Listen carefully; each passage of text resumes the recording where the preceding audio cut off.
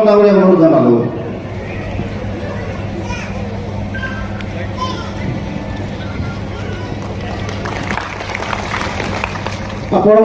গুৱাহাটী আন্তৰ্জাতিক Sankardev Kalakshetra 167 sudah tihin nole aksan tay helena nawa diwas itu hari pasti মানে কৰিছে বিশেষভাৱে সাঁওতাল যিটো সংগ্ৰাম আছিলে সেই সংগ্ৰামৰ 1855 চনত সংগ্ৰাম আৰম্ভ হৈছিলে। সেইটো অকল ভাৰত পৰিৱেশ বিশ্বৰ যিটো সাম্ৰাজ্যবাদ বিৰোধী শক্তিশালী এটা বিদ্ৰোহ হৈছিলে। ব্ৰিটিছৰ বিৰুদ্ধে প্ৰথম চিপাহী বিদ্ৰোহৰ আগত হোৱা এটা খুব শক্তিশালী বিদ্ৰোহ। আৰু যিটো বিদ্ৰোহ আচলতে আমি চবেই এইটো অসম বুলি নহয় সমগ্ৰ বিশ্বই যাক আজি তাৰিখত সাম্ৰাজ্যবাদ বিৰোধী আটাইতকৈ শক্তিশালী বিদ্ৰোহ বুলি স্বীকাৰ কৰিছে বা স্বীকৃতি দিছে। তো সেই বিদ্ৰোহৰ লগত জড়িত যিসকল মানুহ অসমত থকা চাওতাল যিসকল লোক আছে তেওঁলোকৰ এটা খুব শক্তিশালী এটা ইতিহাস আছে আৰু তেওঁলোকৰ নিজস্ব ভাষা সংস্কৃতি আৰু তেওঁলোকৰ ঐতিহ্য আছে, যিটোক আমি সদায় বিচাৰো যে তেওঁলোকৰ ভাষা তেওঁলোকৰ সংস্কৃতি আৰু তেওঁলোকৰ যিটো জাতীয় পৰিচয় এইটো সদায় আৰু শক্তিশালীভাৱে আগবাঢ়ক। আৰু লগে লগে ইয়াতে সেইটো সকলোৱে আমি জানো যে 96, 98 তাৰ পিছতো বিভিন্ন সময়ত গোষ্ঠীগত অত্যাচাৰৰ সন্মুখীন হৈছে এইটো অসমত। তাৰপিছতো প্ৰতিবাৰে আচলতে সেই ইতিহাস যিটো অত্যাচাৰ নাইবা শোষণৰ ইতিহাসৰ পিছতো চাওতালসকলে সদায় অসমৰ জাতীয় জীৱনত তেওঁলোকে একেলগে থকাৰ এটা মেছেজ এটা দি আহিছে। আৰু আজি মই ভাবিছো আজি দিনটো এটা আমি চবেই এইটো নিশ্চয় উপলব্ধি কৰিব লাগিব যে চাওতালসকলৰ যিটো ত্যাগ আছে আৰু তেওঁলোকৰ অসমৰ জাতীয় জীৱনতো তেখেতসকলৰ শক্তিশালী অৱদান আছে আৰু যাক আমি গৌৰৱিছো। আৰু লগে লগে চাওতাল বিদ্ৰোহৰ যিসকল শ্বহীদ 96, 98 গোষ্ঠী চিকাৰ সকলোকে আমি শ্ৰদ্ধাঞ্জলি জ্ঞাপন কৰিছো অসম চাহ ছাত্ৰ সন্থাৰ হয়।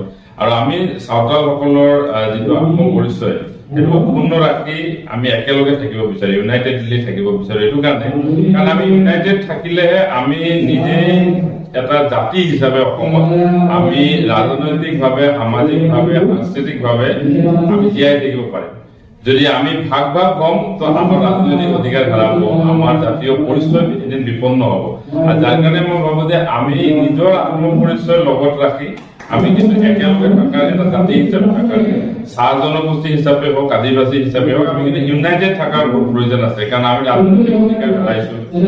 গোসাইগাঁও নিচিনা সমষ্টিত আমি সকলোৱে জানো গোসাইগাঁও নিচিনা সমষ্টিত 10 বছৰ 10টা কাৰ্যকাল এজন চাওতাল মানুহ এটা বিধায়ক হিচাপে মন্ত্ৰী হিচাপে কাৰ্যভাৰ চলাই গৈছিলে। আজি যদি আমি চাওঁ BTADৰ অন্তৰ্গত মাজবাটৰ নিচিনা বিধানসভা সমষ্টি তাতো এজন মানে চাহ জনগোষ্ঠীৰ মানুহ তাত বিধায়ক হৈ আছিল দীৰ্ঘদিন। আজি সেই সমষ্টিবিলাক আমাৰ হাতৰ পৰা গুচি গ'ল।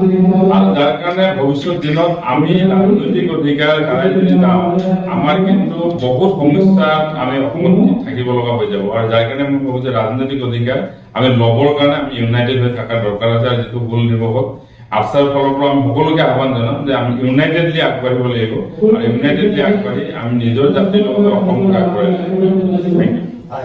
আৰু বহুদিন আমি দেখা পাইছো যে অসম চৰকাৰে এটা অভিযোগ আঁচনি বুলি ক'ব লাগিব বা চাহ জনগোষ্ঠীৰ কাৰণে এটা ভ্ৰমণ নৃত্য এটা ৱৰ্ল্ড ৰেকৰ্ড কৰিবলৈ গৈ আছে। কিছুমানে ভাল পাইছে, কিছুমানে বেয়াও পাইছে। তো মানে ঝুমুৰক লৈ এটা ডাঙৰ কাৰ্যসূচী অসম চৰকাৰে কেবিনেটৰ ডিচিশ্যন লৈছে। ইয়াত প্ৰায় 10,000তকৈ বেছি শিল্পীক লৈ এটা অনুষ্ঠান কৰিব। স্বাভাৱিকভাৱে আমাৰ কৃষ্টি সংস্কৃতিক যদি চৰকাৰে আগবঢ়াই লৈ যায় আমি ডেফিনেটলি আদৰণি জনাম। আৰু তাৰ কাৰণে মই মুখ্যমন্ত্ৰী মহোদয়ক আদৰণি জনাইছো যে বিহুৰ পিছত ঝুমুৰক বাছি লৈছে, যাৰ কাৰণে মই আদৰণি জনাম। কিন্তু লগে লগে এইটো আমি নিশ্চয় চবেই জানো যে আমাৰ যিসকল শিল্পী আছে যিসকলে ঝুমুৰৰ চৰ্চা কৰে, ঝুমুৰ সম্ৰাট দুলাল মানকি আছে, ৰাম চাচুনি আছে আৰু বহু কেইজন শিল্পী আছে যি ঝুমুৰৰ চৰ্চা কৰে। সকলোকে আচলতে লৈ মই ভাবো যে এই অনুষ্ঠানটো আগবঢ়াই নিব লাগে। আৰু ইয়াতে মই ভাবো যে অসমৰ বিভিন্ন জাতি জনগোষ্ঠীৰ যিবিলাক আমাৰ নিজস্ব কালচাৰ আছে, চাওতালসকলৰ বেলেগ কালচাৰ আছে, ভূমিজসকলৰ আছে, ওৰাঙৰ আছে, ঠিক তেনেকে আপুনি যদি চাই গোৱালা কুৰ্মী চবৰ বেলেগ বেলেগ কালচাৰ আছে সব কালচাৰক এক প্ৰকাৰ এইটো অসমত এইটো এটা ডাঙৰ মানে আমাৰ কাৰণে গৌৰৱ হ'ব যে সকলো জাতিক যদি সমানে এটা সুবিধা দিয়ে সকলো জাতি নিজৰ নিজৰ কালচাৰ প্ৰদৰ্শনৰ কাৰণে এইটো আমি আহ্বান জনাইছো আৰু ভাবিছো যে এইটো এটা ভাল অনুষ্ঠান হওক সবক লগত লৈ চৰকাৰে আগবঢ়ক আমি ডেফিনেটলি এইটো প্ৰগ্ৰামত আমিও সহযোগ কৰিম চৰকাৰৰ যিটো জাতিটোৰ পৰিচয়টো বিশ্ব দৰবাৰত চিনাকি কৰি দিবলৈ যিটো চেষ্টা তাক আমি আদৰণি জনাইছো Asam buka santri nu serial salamnya itu pada jika pe aksan asaman aksan Assam Focus.